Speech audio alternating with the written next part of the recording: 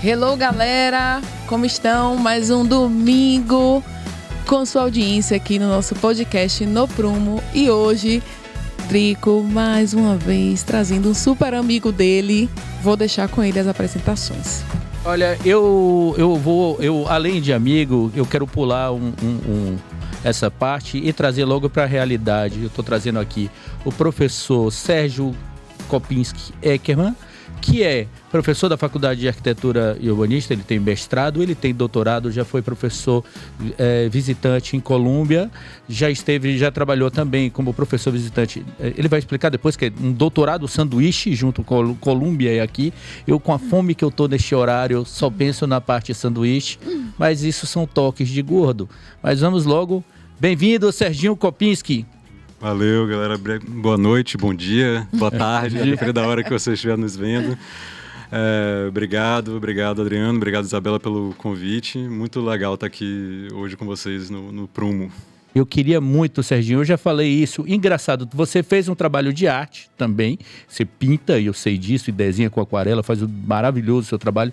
E naquela exposição que foi feita na UFBA, eu conversei com o Fábio Velame, conversei com alguns colegas e eu falei, a ideia do programa do No Prumo é essa também, trazer o pessoal da academia para cá.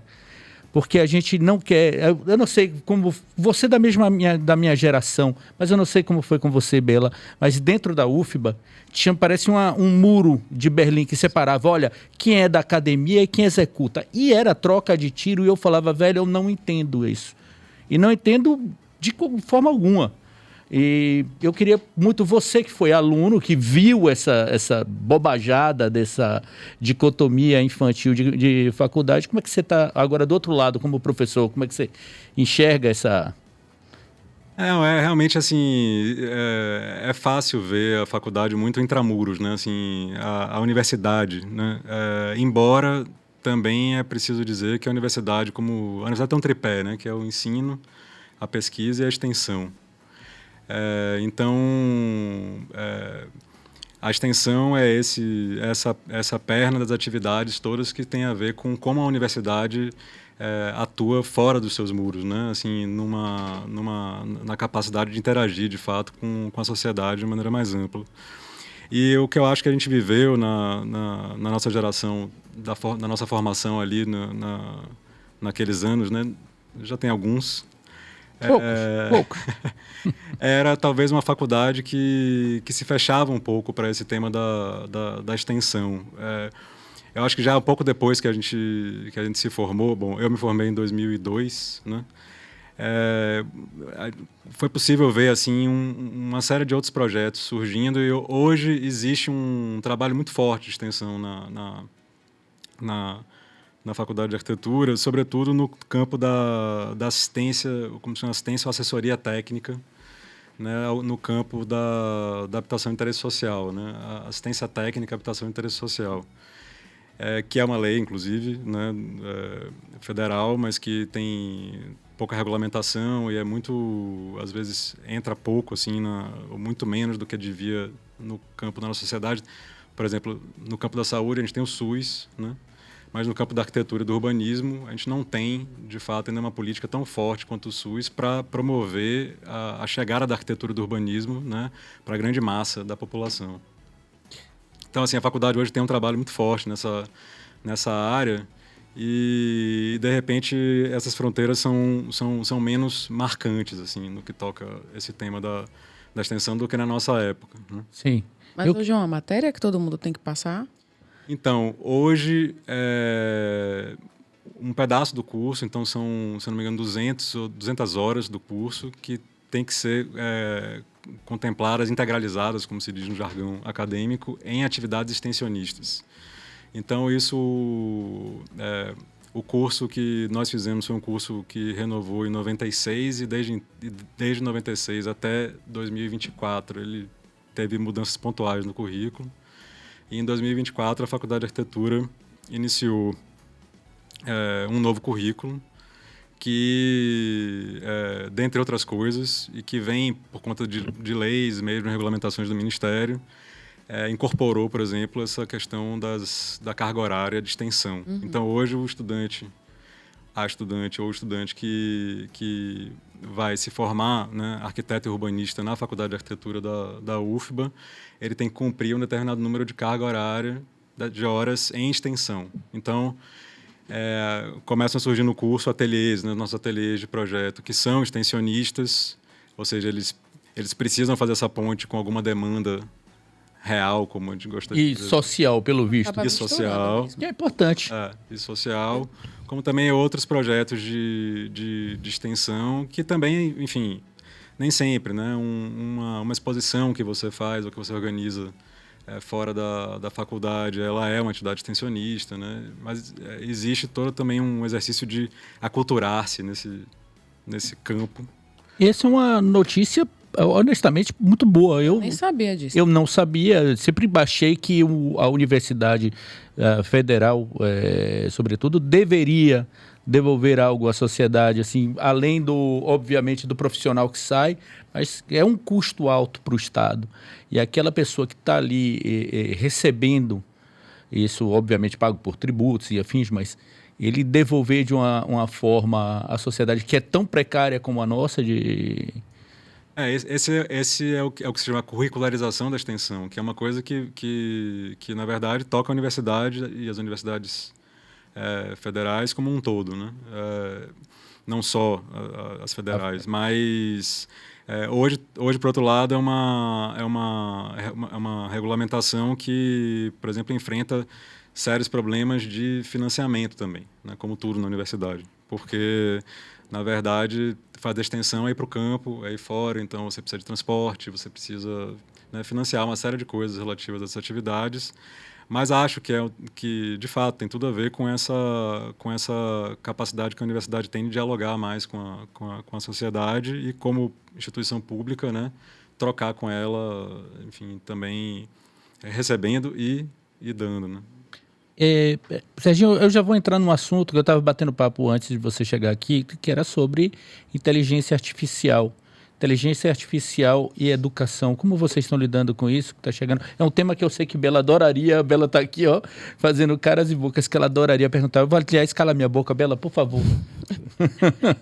Eu não acho, não, que a inteligência artificial vai substituir ninguém. Eu acho que é só uma ferramenta. Mas como é que ela está chegando lá na faculdade? Como é que está chegando na faculdade? Que a gente vê de outra forma. Assim, não está totalmente debatido como num consenso, digamos assim, de como é que se enfrenta isso de uma maneira. Aliás, você vê na universidade e numa faculdade como a nossa, quer dizer, que tem 1.200 estudantes, 100 professores, etc., a heterogeneidade é uma marca. Então, assim, você vê também... Então, desde professores que vão fazer, na verdade, verdadeiros ateliês que são onde IA vai ser o mote e a ideia principal, né, do trabalho, por exemplo, né, até ateliês, por exemplo, como o que eu estou nesse semestre ensinando, que é o de fundamentação de arquitetura, no qual, para estudantes assim de primeiros semestres, nesse caso do quarto semestre, assim, a minha perspectiva é de um letramento ainda muito analógico. Então, nesse caso, os trabalhos vão ainda ser, sabe, o da maquete cortada à mão, do croquis, do desenho, da compreensão que as sinapses que precisam ser feitas ainda, né, nesse processo de ensino-aprendizagem, para compreender a questão do espaço, da construção, sobretudo, elas ainda são relativamente analógicas e se perdem muito no ambiente digital, né? Então, essas coisas estão, assim,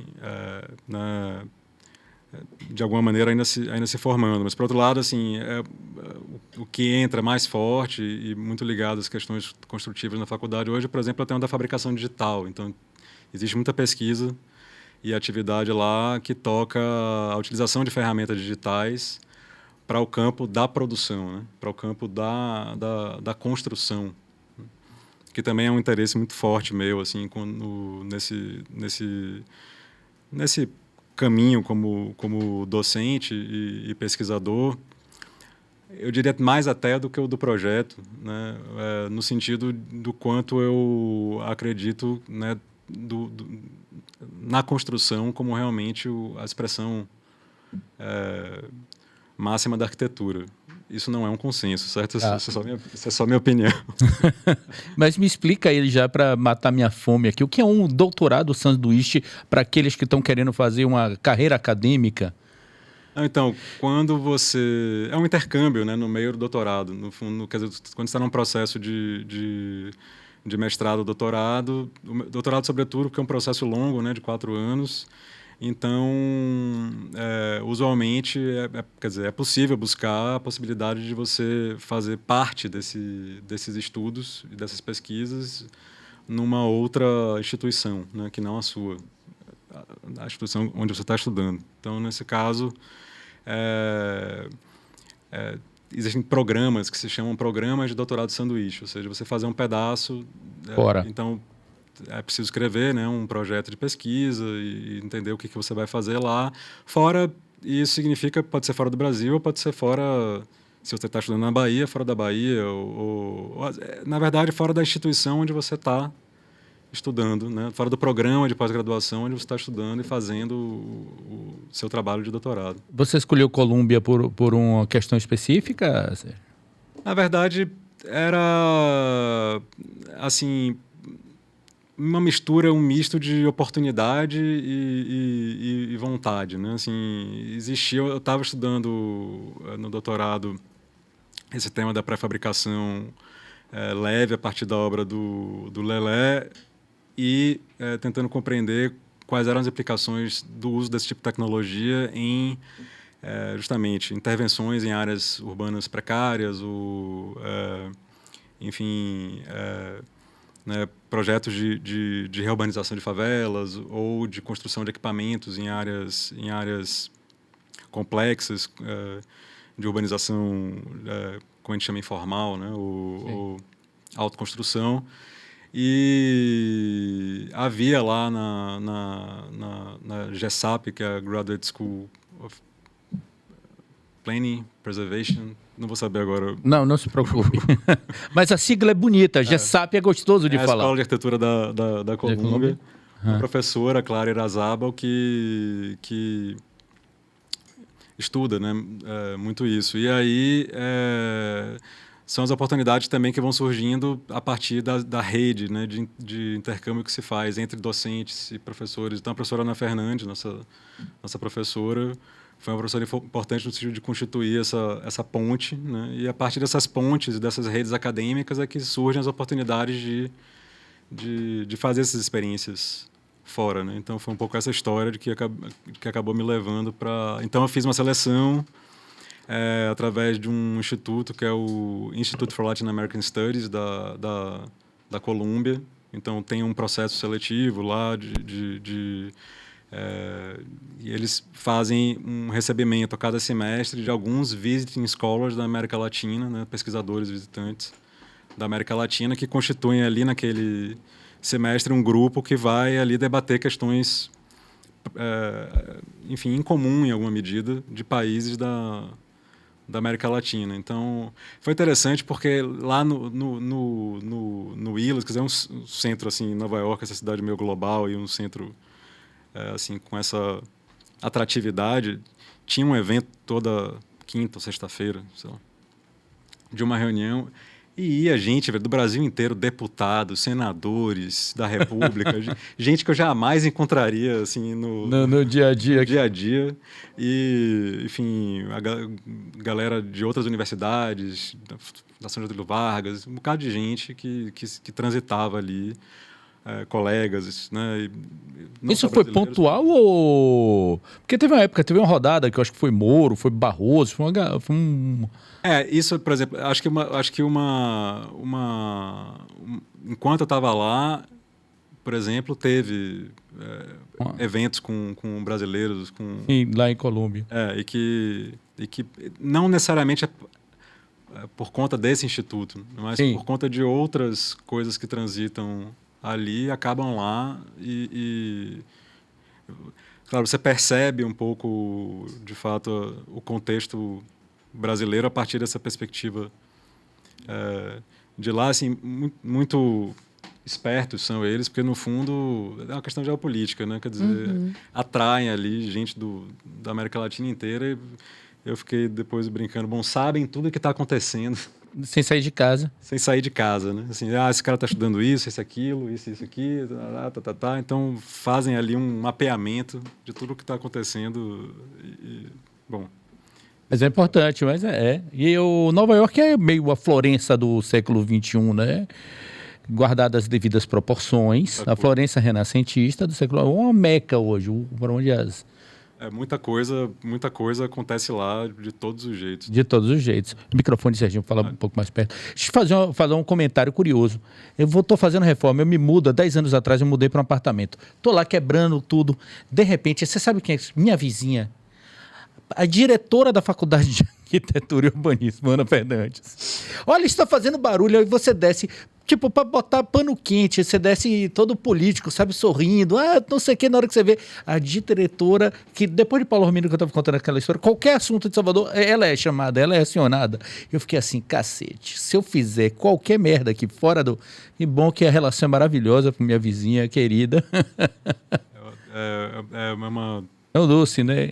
A Ana, de fato, realmente é uma figura ímpar, inclusive na minha formação.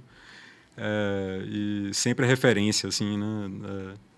Ex-diretora da Faculdade de Arquitetura. Você sabe que nós não somos... A faculdade não é Faculdade de Arquitetura e Urbanismo. Mário Figueiredo falou, a gente falou isso tem pouco tempo com o Mário Figueiredo, que ele me perguntou, vem cá, Adriano, Isabela, você se acha arquiteto e urbanista? Não. E aí, a gente falou, não, porque a gente vê muito pouco de urbanismo. Acho que eu vi no Ateliê 5 com o Eliodoro, que agora é... Professor emérito da faculdade. No final da faculdade já, mas... Isso, então, o curso é de Arquitetura e Urbanismo. A faculdade é chamada, né, Faculdade de Arquitetura. Esse curso novo também procurou, em alguma medida, rever, né, essa questão. Então, em vez de ser aquele nosso Ateliê 5, que só via lá no fim do curso um tanto de urbanismo, hoje... o curso ele se organizou em um ciclo de fundamentação, digamos assim, onde existem uma série de componentes curriculares de fundamentação, como diz o nome, mas também de fundamentação de arquitetura, fundamentação de urbanismo, fundamentação de paisagismo, que também era uma outra coisa, que se a gente via pouco urbanismo, paisagismo então... mas paisagismo no sentido, né, da arquitetura da paisagem. A gente não está falando necessariamente da planta e questão de projeto mesmo, né? E depois a gente vai para um ciclo profissionalizante com ateliês que são integrados, e aí também houve uma escolha de enfrentar temas que sejam muito próprios, assim, de quem está se formando estudando em Salvador, que é a questão da preservação do patrimônio, da habitação de interesse social e da arquitetura bioclimática, como se diz, ou do tema da sustentabilidade ambiental, né? E o curso finaliza num ciclo que ele também absorve uma coisa que é uma regulamentação de cima para baixo, e que é a necessidade de um curso com muito mais componentes optativos do que o que a gente fez, né? Então, nesse sentido, é um momento que o estudante ele tem muito mais autonomia para transitar entre coisas que gostou de fazer antes, né? E aí ele pode ir um pouco mais para ou nesses temas ou em outras coisas que aparecem ali no cardápio, digamos assim. E aí, então, esses temas do urbanismo, do paisagismo, aparecem muito mais transversais ao longo do curso do que só no final. Isso é bom. Isso é ótimo. Eu acho que, olha, até aqui você só está me dando notícias. Não, porque assim, eu lembro, meu professor foi Armando Branco, né, de urbanismo. Sim. E aí, começou no macro, depois eu já estava desenhando o banco do ponto do ônibus. Então, eu não fiquei só no macro, entendeu? Então, no fim, ficou pequeno de novo. Então, foi muito rápido. De volta pro desenho urbano. Exatamente. Então, posso fazer uma pergunta? Pode, claro. Hoje a gente tem aqui plateia, né? Hoje temos plateia. Vai lá, Pedro. Então, eu queria começar. Eu tenho uma pergunta, a Zé também tem outra. Mesmo o urbanismo não sendo uma tônica, né, do curso, mas eu queria que vocês falassem um pouquinho, assim, em algum momento vocês devem discutir sobre Salvador, né? O crescimento de Salvador, se ele está ordenado, se está desordenado, e se a UFBA ela contribui de alguma maneira para esse ordenamento da cidade. Então eu queria a sua opinião primeiro, como enquanto professor e urbanista sim, né? E se realmente a UFBA tem algum tipo de link, seja com a prefeitura, com o governo do estado, para de repente, esse caminho não está tão legal, vamos por aqui. É isso. Foi uma tônica, o urbanismo foi uma tônica menos potente no nosso curso. E é o que a gente está procurando corrigir agora, inclusive nessa direção. Quer dizer, essas duas coisas, né, uma maior carga horária extensionista e uma maior carga horária também na área do urbanismo e do paisagismo, visam em alguma medida enfrentar esse tipo de questão, né? Quer dizer, compreender como é que a universidade, e no caso a Faculdade de Arquitetura, ela é capaz de interagir mais com esses processos. Eu acho que desde quando estou lá como estudante, eu vejo muita interação. Às vezes eu diria até que a interação, quando não há, como poderia haver, ela vem muito mais de uma resistência, às vezes, dos próprios órgãos planejadores do que da faculdade. Claro, a faculdade ela vai ser briguenta, né? Ela vai apontar uma série de coisas que eventualmente poderiam estar melhor orientadas ou não, mas isso também varia muito com cada um dos processos e quem é que está gerindo. Eu acho que, em geral, estabelece-se um diálogo. Ele poderia ser mais potente.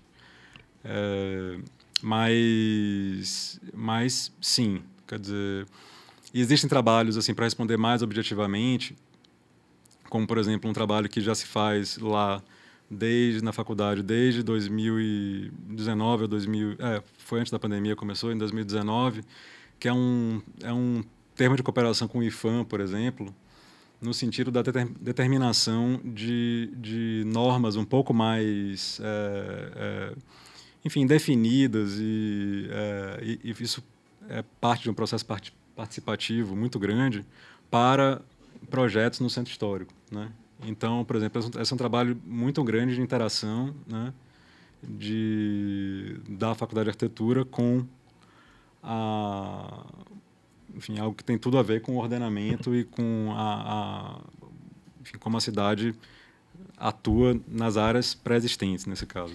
Sérgio, é que pegando o gancho aqui da pergunta de Pedro, assim, de uma forma mais até contundente, assim, para deixar claro, a gente, por exemplo, viveu agora estamos vivendo, né, a questão da saída da prefeitura de Lelé, que é um tema até de suas teses. Lelé é uma figura presente em suas teses.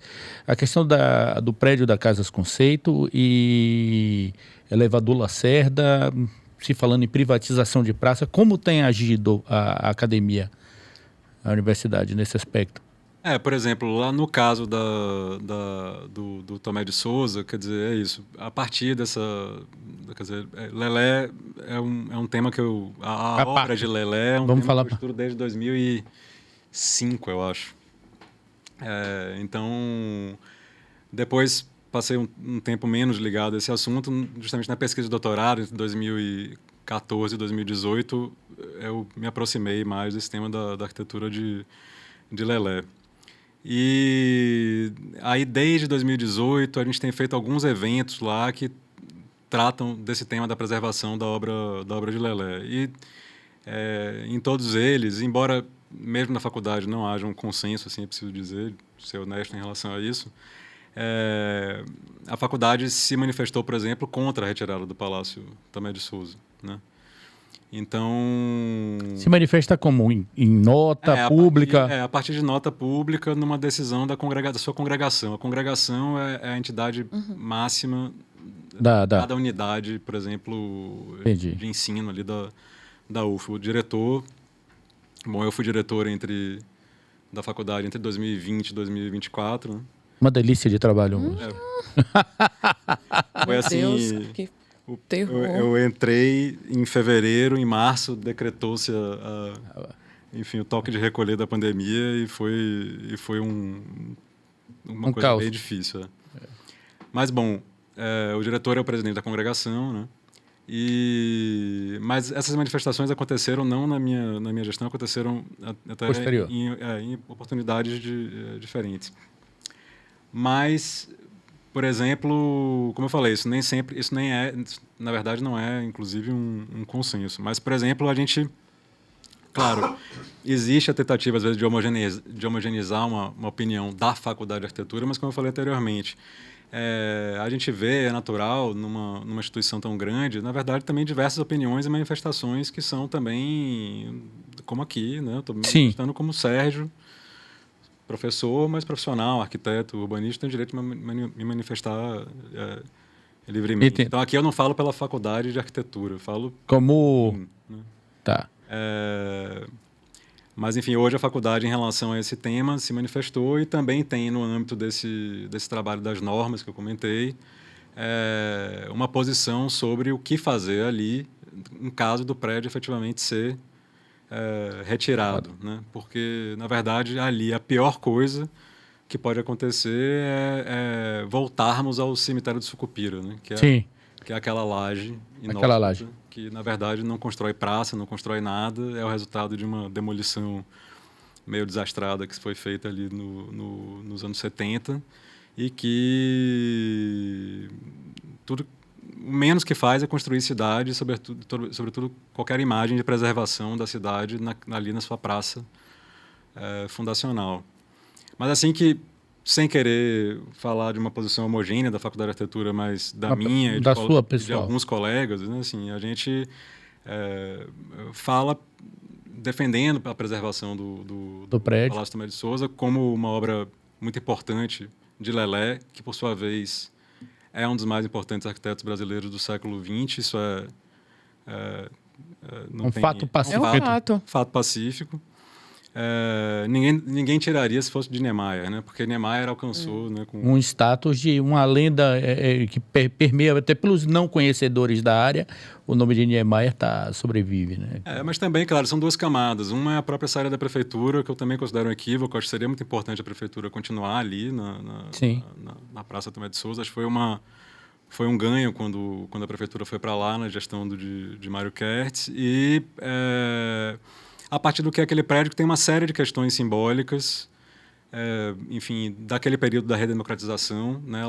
Ele é um projeto que responde a isso, mas também responde a uma série de outras questões técnicas que são muito próprias daquele problema e que são geniais do ponto de vista da arquitetura. Claro, hoje está muito maltratado e tal, e as pessoas às vezes resistem um pouco, mas foi curioso, a gente recebeu agora aqui na faculdade o arquiteto Philippe Prost, que é um arquiteto francês importantíssimo na área do patrimônio na França, né? Nivaldo convidou e articulou, enfim, para a presença dele aqui. Tive a oportunidade de ciceroneá-lo ali no dia de domingo, caminhando pela área. Eu não expliquei muita coisa, ele sabia quem era Lelé, assim, por alto. Pra você ter ideia, ele ganhou agora o concurso para reurbanização da Place de la Concorde em Paris e outras coisas do gênero.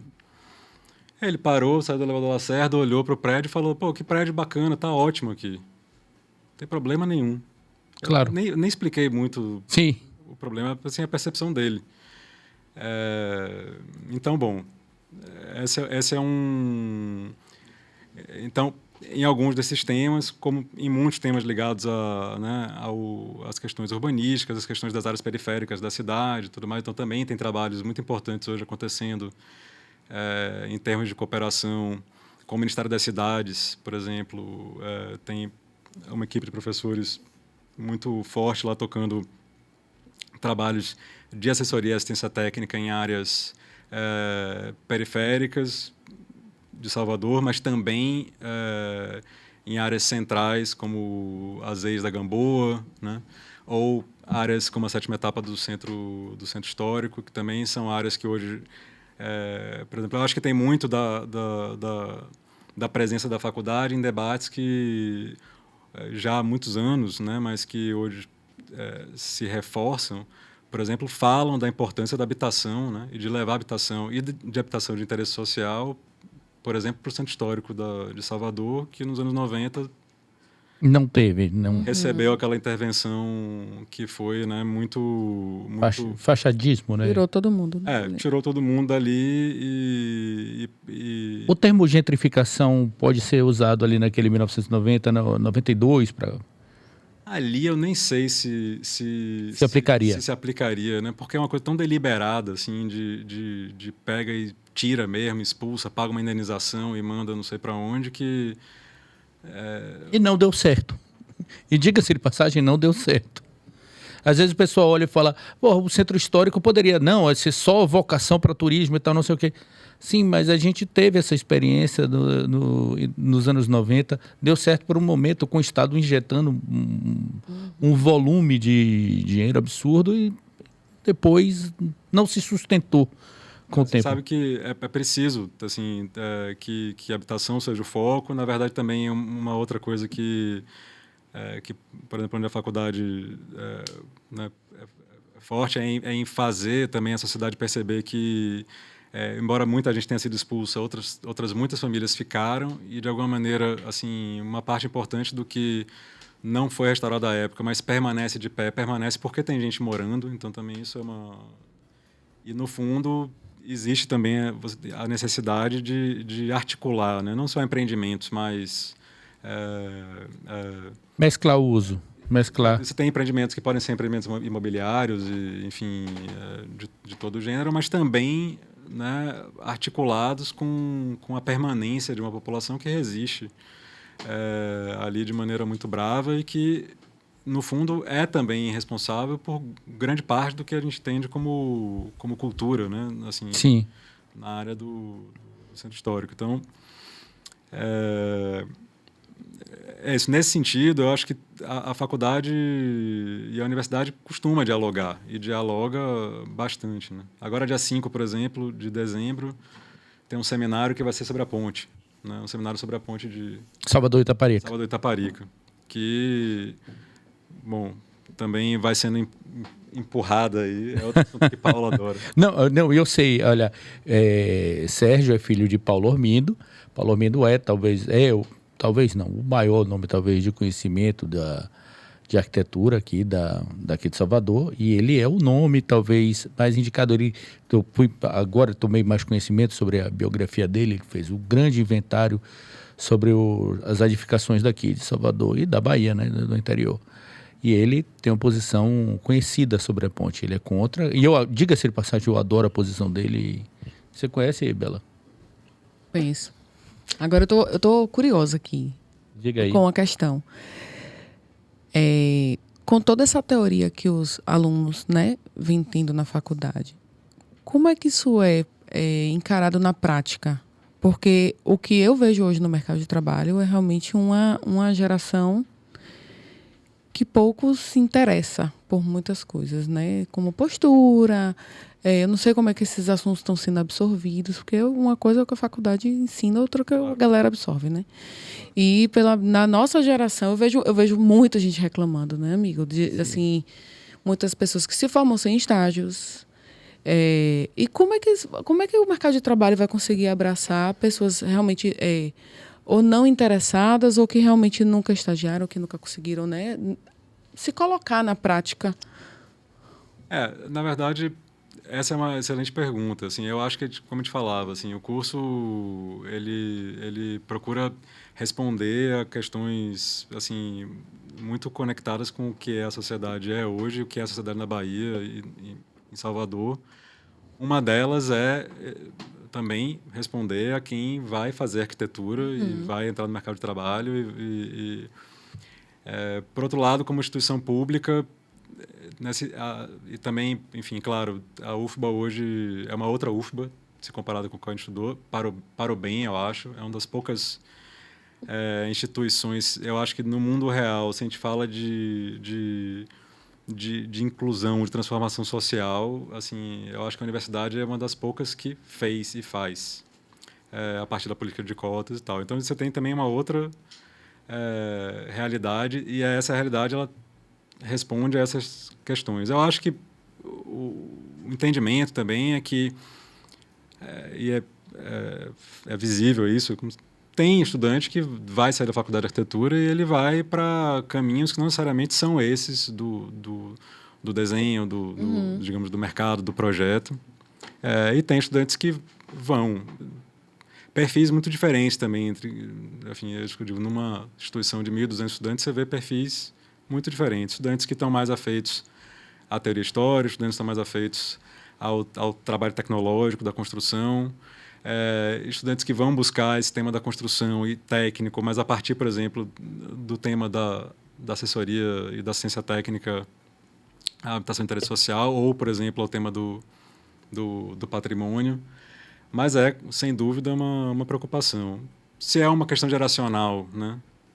Acho que aí você levanta duas bolas. Mas você sente essa vontade neles na faculdade de aprender na prática? Não, eu agora, por exemplo, é curioso, eu estou acompanhando essa turma, tudo que eu falei do curso novo começou em 2024. Né? Aí eu acompanhei uma turma que foram meus alunos numa disciplina de construção no primeiro semestre, agora são meus alunos no quarto. Super interessados e super viva a turma, assim. Estão com sangue no olho, assim, para querer fazer e tudo mais. E é heterogêneo também. Então, tem gente que já me aproxima e quer... Professor, eu quero estagiar, eu quero ir para o escritório, eu quero fazer isso. E já tem gente que diz, professor, gostei muito daquela atividade sobre patrimônio. Professor, conhece alguém que está trabalhando com os convênios, Isabela, as extensões? Então, tem de tudo também. Nossa Isabela aqui do lado gostava muito da área hospitalar. Eu já falar. Adorava a área hospitalar e foi... E seduz loucamente. E foi para outro canto. E foi para outro campo. Eu tenho uma pergunta aqui, Pedro. Zé Carlos, que quer fazer? Nosso amigo? Na verdade, pergunta aí de professor para professor. De professor para professor. Deixa eu passar aqui para Zé. Sérgio, você falou sobre a ponte, a possibilidade de construção da ponte Salvador-Itaparica. João Baldo Ribeiro, para mim, o maior, né, representante de Itaparica, ele sempre se mostrou contrário em razão de uma mudança, segundo ele, de toda uma ambiência local, uma mudança de um estilo de vida, afora, claro, não quase que o absoluto extermínio de comunidades que giram naquele entorno ali, uma preocupação mais humanitária. João Baldo morreu. Sim, deixou um legado para a literatura inquestionável. Mas hoje, impacto ambiental ou impactos ambientais e essa integração regional e, acima de tudo, um desenvolvimento econômico, creio eu, a priori incontestável. Como você, pessoa, e também como, claro, você, enquanto professor da Universidade Federal, o que vocês estão discutindo, se realmente devemos, né, encarar como algo mais positivo ou algo que tem, com certeza, claro, problemas e os impasses superam? Bom, minha posição... Rapidinho, só um detalhe. Serginho, quando você olhar para lá, fique atento ao microfone, só para não perder o microfone. Desculpa. Não, mas é só para não perder, desculpe. Não, assim, a minha posição é contrária à construção da ponte. Claro, existe essa... Bom, colocando dicotomicamente, né, assim...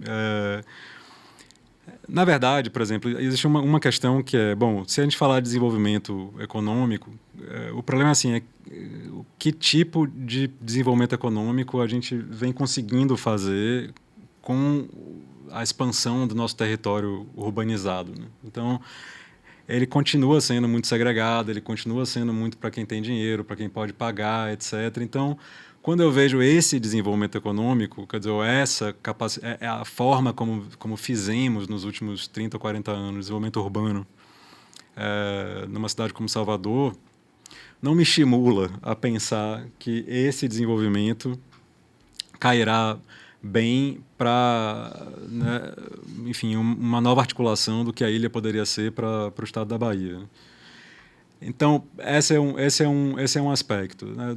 Outro aspecto é que assim, existe uma perda muito grande na nossa cultura de planejamento no campo, né, enfim, planejamento urbano e regional, como a gente chama, e também isso a gente conhece, ou pelo menos se existe, conhece muito pouco do ponto de vista técnico, em termos do que se entende como impacto positivo no campo, no que seria a partir da construção da ponte. Por exemplo, Paulo defende muito, ou acredita muito, né, de que existe um impacto em Salvador que é muito pouco, que é mal avaliado, né? Então, assim, Salvador já é uma cidade tributária em termos de serviços a tudo que acontece muito mal em volta dela. Então, serviços de saúde, serviços de...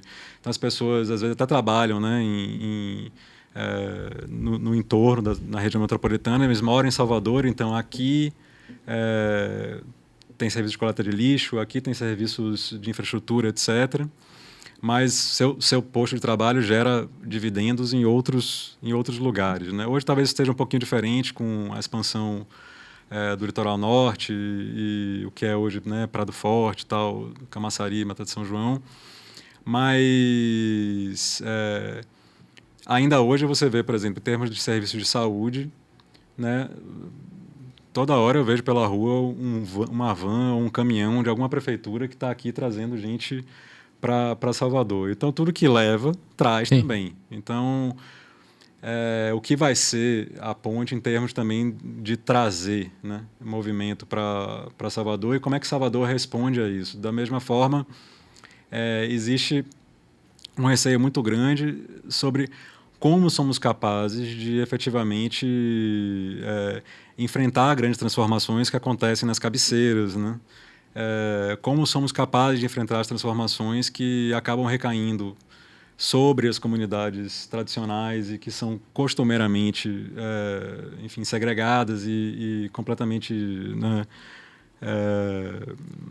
alijadas desse debate urbanístico. E hoje, 2025, claro, existe um ponto em que já não é mais possível, né, simplesmente passar por cima, né? Quer dizer, é preciso analisar essas coisas com cuidado. Do ponto de vista ambiental e financeiro, também considero equivocado. Quer dizer, Salvador e a Bahia, estados que têm, né, estado e cidade que têm problemas incríveis.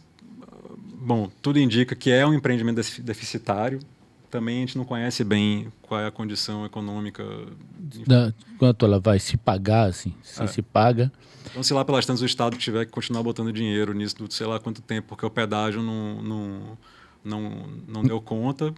E, ao fim e ao cabo, as questões paisagísticas, assim, bom, a gente pode até achar bonito pontes que a gente se acostumou a ver em cartão postal, naquela cidade ou naquela outra.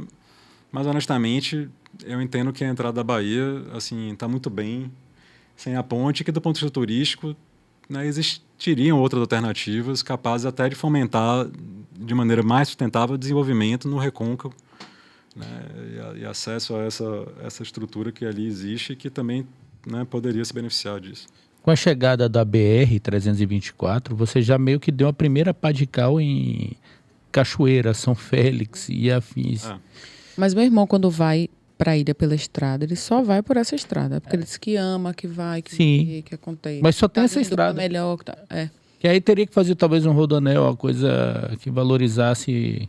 O Paulo defende muito, é um anel mais próximo da costa, né, Manel? Quer dizer, uma via costeira, né? Bom, e que também eu acho que daria margem a desenvolvimento imobiliário. Quer dizer, eu não quero fazer aqui um discurso assim contra bandeira antidesenvolvimentista. A questão não é essa. A questão é que, de fato, a gente vê que é preciso pensar diferente em como fazemos desenvolvimento urbano e imobiliário atualmente.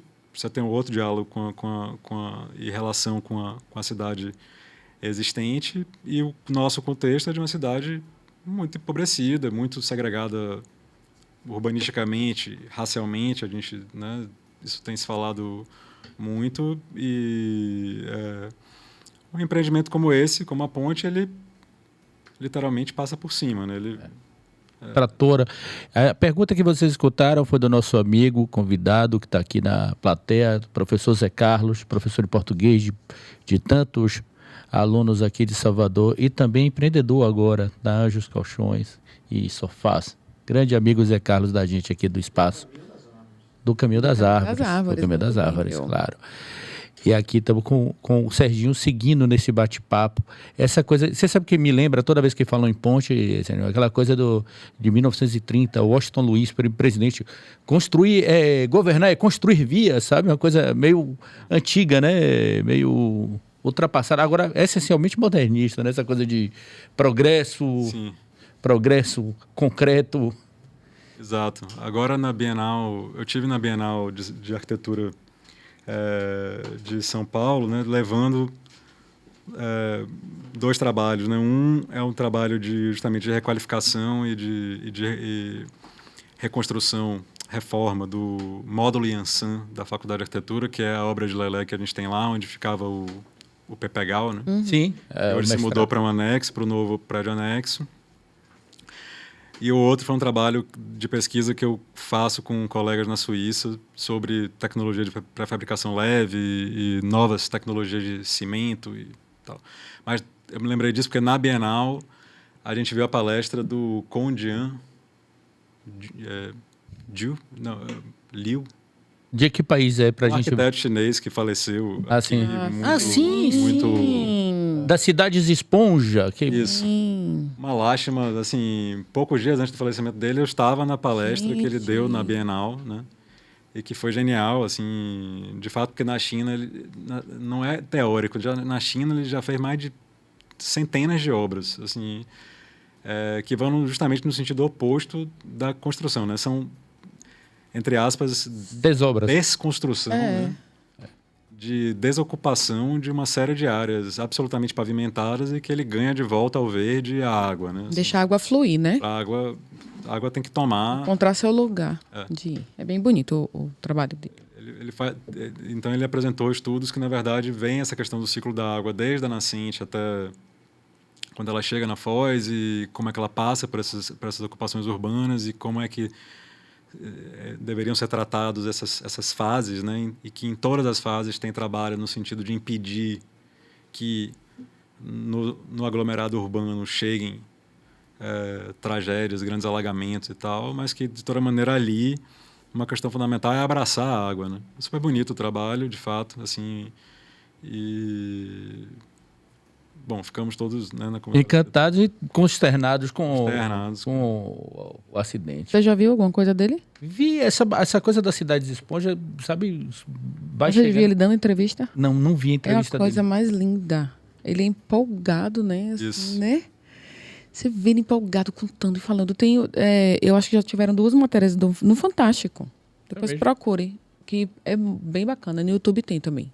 No Fantástico tá passando outra miséria, eu vou dormir nessa hora. Amigo, mas aí você busca. Eu não fico assistindo, eu tenho criança, mas depois eu vou lá. Tá lá já. Quando aparece uma coisa assim até no próprio Instagram, que aparece alguma coisa interessante, eu vou lá e busco depois a matéria e assisto, se me interessar, entendeu? E ele falava foi assim que eu assisti a matéria dele. E ele falava na palestra, ele falava assim, como é que a gente faz? Ele falou, a primeira coisa para tratar desse assunto é que, assim, eu preciso conversar com quem os tomadores de decisões nas cidades.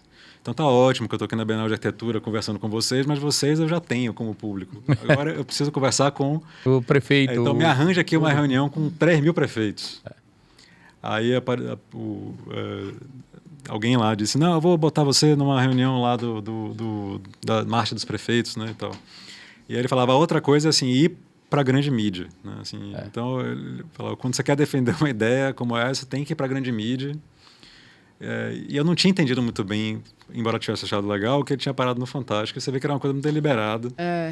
Isso é fantástico. Você sabe o que é interessante? Que é aqui em Salvador, quando a parte da prefeitura, não vou saber o nome agora, mas ligada à sustentabilidade, eles começaram com a campanha de você pegava o asfalto, tem lá no Humberto de Campos, em alguns lugares, você no asfalto fazia um buraco e começava a plantar árvore no asfalto para tirar vaga de carro e ter Rapaz, isso causou um choque na população.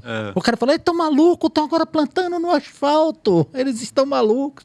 É que é difícil, são algumas ideias, são meio... Quando você fala em desconstrução para absorver, é um... E aí é isso. Então a ponte chega a ponte Soa chega nesse anacrônico. momento, exatamente. Então, nesse momento a gente está falando de todas essas questões e noves fora, assim, acho que tem outras formas da gente compensar o não ganho, se é que há econômico dessa construção ou dessa ligação. Claro que daria para melhorar muito nossa ligação ao sul, né? Que eu acho que a grande coisa Sim. da ponte é essa ligação ao sul. Mas, Salvador, em alguma medida, tem que se reinventar, talvez, na minha opinião, sem esse artifício. Confesso que eu tinha, desde criança, eu sou meio itaparicano, eu tinha um fetiche pela ponte, porque eu só imaginar o pagode dentro do ferryboat a toda altura, eu não sei por que permitem esse tipo de coisa, só imaginar não passar pelo aquele suplício. Mas eu também acho que tem muito isso, assim, uma galera que quer a ponte também é porque não quer o ferry. Fato. Também tem uma fatia, né, da população que está neste lugar. Se tivesse ferry maravilhoso... Sérgio, deixa eu te fazer uma pergunta. O que é viver numa... Olha, você casado com Flávia Fogel, arquiteta, tem Paulo Ormindo, sua família ligada com... Tem Zilda. Sobre outras coisas. Eu fiz isso, Como é que é você chegar assim em casa, assim, no almoço de domingo, aí alguém vai lá e faz uma ponte, Salvador e Itaparica, e vocês ficam lá. Aí Flávia, eu concordo. Né? O que sofre são os não arquitetos, né? Os não arquitetos não aguentam mais. Então, assim, e Paulo, assim, ele gosta do debate. Ele gosta do debate. Então escreve os artigos, né? Você leu meu artigo? Você leu meu artigo, leia meu artigo de ontem. E, bom, isso realmente constrói o caráter de uma pessoa, né? Tipo, assim, como é que seus filhos estão com isso? Falando, gente, eu não aguento mais, eu já não aguento mais, chega. Conhecem os jargões, conhecem todo o vocabulário de arquitetura, querem ler também, engraçadíssimo. Com Flávia também, toda hora tem debate, enfim, é forte, né? É uma presença muito forte na família. Na nossa vida. Olha, eu já convidei Flavinha, Mila, Sá e Kika algumas vezes e eu antecipei, trouxe Serginho. Meninas, tô esperando vocês, viu? Pra elas verem. Não bota medo em ninguém. Porque elas ficam, não.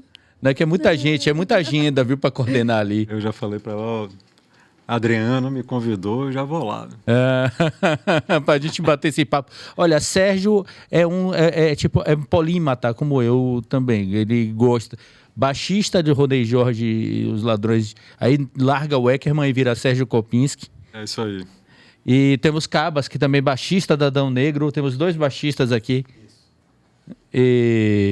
Estamos quase, na maioria, não sei, mas assim, os raro. baixistas já fazem, assim, pela raridade da presença, já fazem uma força, assim, importante. Já tem pelo menos já tem 8 cordas envolvidas. Exatamente. Rapaz, pois é, baixista também, mas eu tava falando, é engraçado essa coisa que no campo, na música, isso não, eu tenho esse nome curioso, né, assim... Sérgio Kopinski e Eckermann, que são 2 sobrenomes poloneses dos meus avós que vieram, né? A família Kopinski veio fugindo da guerra, né? Judeus, família judeus vieram para Salvador. A família Eckermann chegou um pouco antes, assim, um pouco diferente, mas também, enfim, no início do século XX. E a galera da música meio que elegeu que era Sérgio Kopinski. Então, você vai ver os créditos lá nas gravações, é Sérgio Kopinski. E na arquitetura ficou esse negócio do Sérgio Eckermann, e tem gente que não conecta um com o outro. Ela tocou no mesmo dia que o Radiohead, não teve uma coisa assim, num show... Vai com o Radiohead, não. Não, no mesmo dia, não. Eu adoraria ter tocado com o Radiohead, mas da onde você ouviu isso? Eu contei uma mentira aqui. Não, mas o Rodney Jorge já tocou em alguns... ele, com fake news. Alguns... Não, assim, atração... Não, a gente tocou... Atração na principal... A gente tocou com Flame Lips no... Não, porque aí teve esse episódio que foi o Claro que é Rock, que eu não sei se vocês se lembram. Mas teve esse grande festival que era nacional, né? Que tinha etapas regionais e depois levava para... Então, o Claro que é Rock tocou aqui no mesmo dia com uma banda chamada Placebo. Placebo, sim. Placebo. tocamos com Placebo. E aí isso era um concurso. Então a gente venceu a etapa regional e ia para o festival em São Paulo. No dia do festival em São Paulo, era o mesmo dia do Flaming Lips. Eu acho que o Radiohead tocou nesse festival. Não era o Radiohead, não. Tinha também... Ele tá, é uma fixação. Não, que eles voltaram a tocar agora, eu acho que eu tô com eles na cabeça. Rapaz, se eu tivesse tocado com Radiohead, eu não tava aqui. Tinha zerado a vida. Falava, larga pra arquitetura. Conversando com você. Toquei com Radiohead. Mas é bom um professor universitário, diretor de curso, baixista numa banda, porque você tem independente de qualquer coisa, já tem uma plateia boa, né? Rapaz, passa como atividade de classe, né? Quase. Se conversaram durante muito tempo essas duas atividades, né? Porque eu quando estava tocando bastante com a banda, eu trabalhava como arquiteto, de dia arquiteto, de noite baixista do Rony Jorge da bicicleta e já ensinava também, professor temporário, substituto, né? Como se fala. Bom, mesmo no fazer arquitetura, para mim, hoje, assim, entre música e arquitetura tem muita coisa em comum, né? Assim, essa percepção de ritmo, da compreensão criativa da vida a partir da música. Agora, de fato, em qualquer hipótese, para mim, nada se compara à música. Assim, é mesmo? Assim, mais forte para mim de todas as atividades que a eu música. fiz até hoje é a música. A arquitetura clássica tem essa coisa do ritmo das colunas, a proporção tem uma relação. A dinâmica, né? Isso. Que tem muito a ver com o espaço também, do espaço que comprime, do espaço que... Exatamente. Que expande, ou da música que também que comprime, que expande. Tem uma hora que entre o desenho, a música e a arquitetura, as coisas estão todas muito entrelaçadas, assim, para mim, não se dividem, né? Por falar nisso, eu vou começar puxando nossos patrocinadores um pouquinho antes, falando de áudio, nosso Sennheiser, que é nosso patrocinador de microfones. Boa ordem, hein? Mudei, eu comecei falando porque a gente estava falando de música, eu peguei esse gancho, mas já a gente já começa a falar... Vai estar todo saidinho hoje de novo. Não, eu gosto de Bela, que ela dá bronca em você ao vivo, né? A ideia, ela tem uma fixação em me dar broncas ao vivo. Ele não veio nem de Faria Lima hoje. Não vim de Faria Lima, hoje eu tô de All Black. Porque hoje também, porque Black mesmo fica a sua casa quando você usa as persianas das 4 estações. Olha como ele tá, saidinho. Tá vendo, Pedro? Tá vendo? Você viu? Pegadinha. E o tempo pra cá, ele tá assim, eu deixo ele sozinho.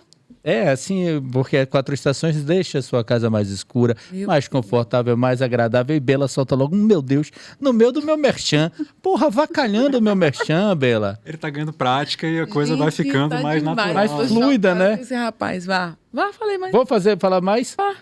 Se você quiser comprar iluminação para a sua casa, procure Arquiluz. Lá você vai encontrar tudo. Você vai encontrar um único laboratório de iluminação aqui em Salvador. Massa esse laboratório. Lá é sério, é muito bacana, Serginho, muito bacana. Eles têm lá para você ver temperatura de cor, intensidade de luz. Ela explica. Marilda, que entende tudo de luz, ela foi uma das primeiras a se formar, tem o curso de luminotécnica daqui, e ela tem um laboratório dentro da Arquiluz, que é a nossa patrocinadora. Beijo pra Marilda, beijo pra Clarissa, um abraço pra Marquinhos. E é bacana, porque é como se fosse de fato uma aula mesmo. Exato. Porque muitas, principalmente cliente final, né? Não sabe pra onde tá indo, né? A gente fala, parece que... Inclusive, Marilda que outro dia aí deu a solução para essa mesa de luz que vocês estão. Exatamente. Que tava com problema aí, Marilda mandou um reator pra cá. Por que eu tô aparecendo? Que câmera é essa, Cabas? Rapaz, esse Olha aqui... lá. Onde é que tá essa câmera? Tem câmera aqui. Nesse no prumo eu tá não tava nem preparado pra coisas. aparecer, brother. Meu Deus do céu, fiquei.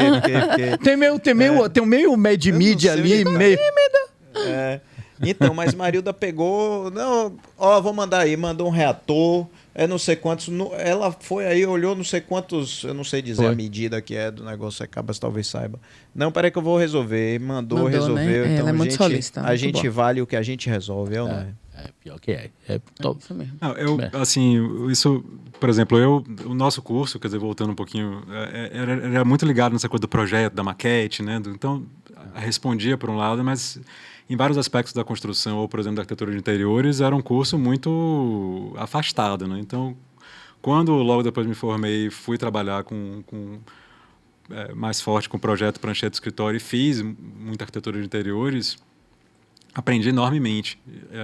De luminotécnica nem se fala, muito nessa fase. Por exemplo, agora, ou por exemplo no que toca, né, a questão dos materiais, da especificação de materiais. Por exemplo, agora o prédio Lelé foi reformado para se transformar lá na faculdade num laboratório de construção e canteiro experimental, como a gente chama, no campo do ensino de aprendizagem. Porra, espetacular.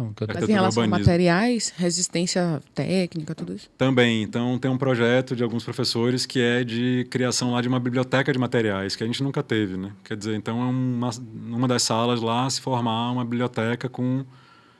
Então, estamos, inclusive, coletando amostras de materiais e para justamente os estudantes poderem ali se aproximarem do projeto também a partir dessa questão... Não, e o arquiteto precisa da prática, né? Material, exato. Porque, claro, há sempre... A gente também não... A faculdade, o curso, ele é um lugar também da imaginação, né? Da investigação através do projeto. Também a gente não pode estar sempre no pragmático, nem só do real, de um lado, por exemplo, ainda que não seja uma demanda do mercado, seja uma demanda social. Mas eu acho que também ele é um curso mais completo à medida que ele dá experiências, né, para o estudante também imaginar, criar, né, e também porque depois que ele sai daqueles 5 anos ali para o resto da vida, né? Agora, se você quiser, eu vim entrar aqui, a Isabela já falou aqui, já estão rindo, eu estou fazendo meu merchan, eles já estão rindo, porque se você quiser de mobiliário, biblioteca, você tem a Home Design Casual, onde estão sentados os queridos Zé Carlos e a Vivian, que estão ali sentados. Vica, eu chamei de Vivian, tá vendo? Tá vendo aí? Você? Você quase acertou. Quase, começa com VI, é quase lá, hein? Vi. Dá uma de paulista, né? Paga Vocês de paulista. estão mangueando demais esse mexão. Não, vamos lá. Faz direito. Assim. Agora, biblioteca de materiais aqui em Salvador, Pavimente. Pavimente você vai encontrar, você acha quase tudo lá. Quase tudo. Minha casa, né? Minha casa, minha vida praticamente é Pavimente. Tudo. É sério, minha bancada é Pavimente. Todo o piso da minha casa foi Pavimente, dos parquet, etc. No nosso... Para de me botar eu na câmera aí, Cabas. Cabas tá perturbado também. Não, aqui... Inclusive, o nosso lavabo aqui, toda Pavimente. Todo pave. É porque Cabas hoje tá mais transparente do que Ornato. Mais transparente do que Ornato. É essa pessoa que eu tô falando, eu. Maurício, mais transparente que Ornato, mostrando tudo, mostrando bastidores. Viu? Maurício, meu filho, vem aqui, a gente tá te esperando. Não fuja, não. Oxe, nunca mais convidei, ele estava nas Arábias, ele estava em Marrakech.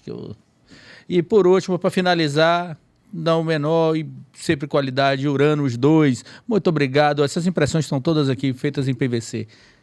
Tá, Uranos 2. Muito obrigado a vocês. Serginho, todo o programa a gente vai terminando com... A gente já deu 1 hora com bate-bola. Caramba. Passa rápido, né? Rápido, putz. A gente sempre faz perguntas, assim, de respostas rápidas. Ai, meu Deus. Sabe aquela coisa que tinha em final de... Não precisa... Eu vou perguntar coisas bem complicadas. As 4 ordens clássicas, se vocês lembrarem. Não, mentira, não é isso não. Sempre que tem esses bate-bolas em algum programa, eu olho, eu vejo aquilo meio desesperado. Porque você falou, jamais conseguiria fazer essa... Agora você está... Mas Zé Carlos estava Ninguém me avisou. Zé Carlos estava me contando no bastidor que ele foi entrevistado uma vez, estava no bate-papo com o Jorge Portugal. Tinha uma pergunta para outra pessoa, disse que Jorge mudou a pergunta no ar e fez, e aí, Zé Carlos? Aí eu disse, não, Jorginho, essa não era para mim não, era para o professor Renato. Ele mais ao vivo é sempre melhor. Eu digo, mas tá gravando. E ao vivo eu chamei Casimiro Neto, na época da Globo, de Casimiro de Abreu. E aí 2 vezes o meu nome é Abreu. Aí eu digo, desculpe, depois, mas Neto. Casimiro de Abreu, não, Neto, poeta romântico. No ao vivo tem essas aí, viu? Sérgio Eckermann, um arquiteto. Lelé. A maior lição de Lelé. Eu sempre pioro, né? Não, eu trato você bem, Bela. Saber construir. Sérgio, tem alguma coisa que seja cafona na arquitetura? aquelas portas gigantes. É pro chifre passar, pô. Como é que é? Isso. É chamado porta passa-corno, né? Aff, Maria. Não, a gente tá perdendo. Você sabe o que eu acho engraçado dessas portas? Que é o primeiro, o cara fez assim, porra, que legal fazer uma porta maior. O cara fez de 4 metros. Aí o vizinho olhou e fez. Ele fez de 4 metros. Eu fazer de 4,10. E estão subindo até hoje. Daqui a pouco essa porta tá chegando na lua. Eu não sei como esse negócio não empena, meu irmão. É, Sabia? isso Porque, imagina, a externa fica pegando sol, chuva, e é daquele tamanho. Tá Tecnologia! Tecnologia! Lelé jamais faria uma porta quer dizer, porque justamente é o saber construir e entender onde é que eu preciso de muita tecnologia e para que eu preciso de muita tecnologia e talvez eu até precise de uma porta de 4 metros de altura em algum lugar, mas não... E não é na casa. Na porta de todas as casas.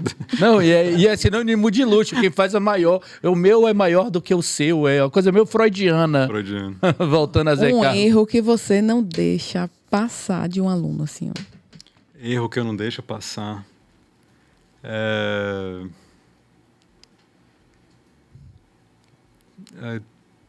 Desenho, assim, pouco... Que não diz nada. Eu fico sempre muito angustiado de corrigir o desenho. Assim, Vem cá, Nossa vida todo dia, né? você se mete muito nos trabalhos dos alunos, fala, não, isso tá uma merda. Ou não pode mais, agora o pessoal está mais delicado, tem que tratar com certo carinho. Olha, isso não está muito adequado.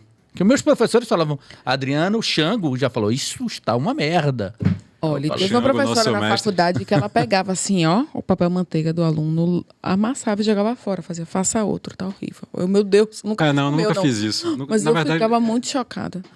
Não, na verdade, isso nunca não tá na minha Índole. gênese como pessoa, assim, fazer isso. Assim, eu sou... Se eu não fosse arquiteto nem músico, né, eu talvez pudesse ser diplomata, né? Porque assim, aliás, para o bem e muitas vezes para o mal, é muita conversa, assim.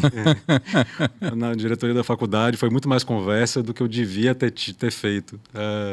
Esse foi um erro que eu deixei passar. Aí, tá vendo? Mas com o estudante, assim, eu costumo conversar muito e nunca disse tá uma merda. Não gosto desse processo. Acho que alguns professores, Xango, quando fazia isso, já fazia isso num momento em que depois de, sei lá, não sei quantos ateliês, né, isso acontecia num outro contexto, que era um contexto de respeito, inclusive, a você dizer, olha, não tá bom. Mas, grosso modo geral, hoje, inclusive, os ateliês já não são mais anuais, são semestrais, você já não desenvolve com o estudante Essa Falta relação. intimidade mesmo, né? Pra você ter esse tipo de postura, assim. Exato. Então, assim, dizer que não tá bom, que tá ruim, que precisa melhorar, que precisa ir para um outro lugar, que tem que dizer, né? Assim, mas mesmo isso, enfim, precisa ser feito de uma maneira, né, que muitas vezes, assim, o professor que vai dizer tá uma merda, massa, joga fora, também é o professor que não tem ferramenta para fazer aquilo se construir enquanto ensino-aprendizagem No off eu te conto quem é. De uma outra forma, né? Agora tem um detalhe disso daí da aula. Você já assistiu aquele filme? Não sei se vocês já assistiram, chama Whiplash, que é professor rigoroso, música, professor muito rigoroso, ele vai contando, ele vai cobrando do aluno cada vez mais. Aí tem uma hora que ele tem um bate-papo, que é uma cena que é fantástica. Ele vira Charlie Parker, o Bird do jazz, ele estava tocando um dia e ele tocou uma coisa errada. Ele fala, pô, imagine se o cara para lá e fala assim, não, tá ok, pode voltar para casa, vai descansar. Sabe, isso serve para todo mundo. Imagine pro Michael Phelps, porra, não tava muito afim de nadar. Não, vai lá comer uma pizza, Michael, tá legal. E é aquela coisa de forçar. É óbvio que tem um limite entre a qualidade de vida, que é uma coisa que a gente tem discutido muito. Mas é importante que o aluno se esforce. Isso, obviamente, que não ultrapasse Eu não costumo deixar para lá, não. Assim, tô sempre puxando. Eu acho que puxar é importante. Eu acho que Mas, assim, saber motivar, saber... Claro, a gente ouve N histórias, né, de estudantes que resolvem deixar para lá porque se desacreditam numa atitude... Perdeu o estímulo, né? Ali desmedida do professor. Então, eu acredito muito nessa coisa realmente de ensino-aprendizagem. Eu aprendo enormemente com meus estudantes, assim... sou estudante deles também, no sentido de que, e não é da boca para fora, no sentido de que, por exemplo, no que toca a IA ou as tecnologias, por exemplo, eu não sou analfabeto em BIM, mas eu não sento no ArchiCAD nem no Revit e deslancha, deslancho como no AutoCAD, né? Então... nem nós. Então, a minha postura constante nesse sentido é aprender com ele, e porque nesse processo existe uma troca. Agora, ser rígido e puxar no sentido de que ele seja capaz de realmente ir adiante, de dar um passo para frente, de saber dizer que o trabalho não está bom e precisa melhorar, eu acho que é importante também. Você tem algum livro, algumas recomendações, um livro que você recomendaria de arquitetura? De arquitetura?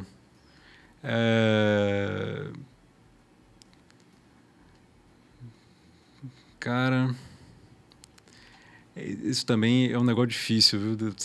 Era seu temor, né? É o livro, o filme. Puxar da memória. Bom, eu vou recomendar um livro que foi como me veio a memória aqui, é Merchan também. É um livro no qual eu escrevi um capítulo que chama Pré-fabricação às margens do capitalismo, que é um livro que eu escrevi um capítulo sobre o Lelé, junto com o pessoal da Escola de Arquitetura da UFMG, em Minas Gerais, o grupo MON, Morar de Outras Maneiras, da professora Silke Cap,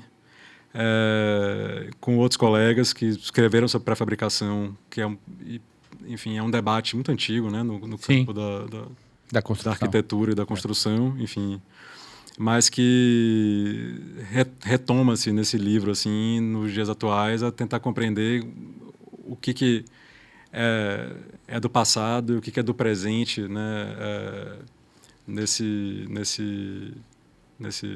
tema. E, por exemplo, fica essa recomendação. Eu me lembrei agora também de um outro que a gente leu muito, que é o Saber Ver Arquitetura, de Bruno Zev, que é um livro interessante. Filme, perfil que siga no Instagram também é bem-vindo. O perfil no Instagram, velho. Sabe que recentemente eu não saí do Instagram, eu apaguei o Instagram do meu telefone. Foi mesmo? Rouba muita atenção. Eu sei como é. Eu conheço algumas pessoas que ficam um pouco imersos nisso. Mas, assim... Então, não sei se eu vou saber dizer agora um perfil. Mas, engraçado, eu vinha seguindo muito, assim...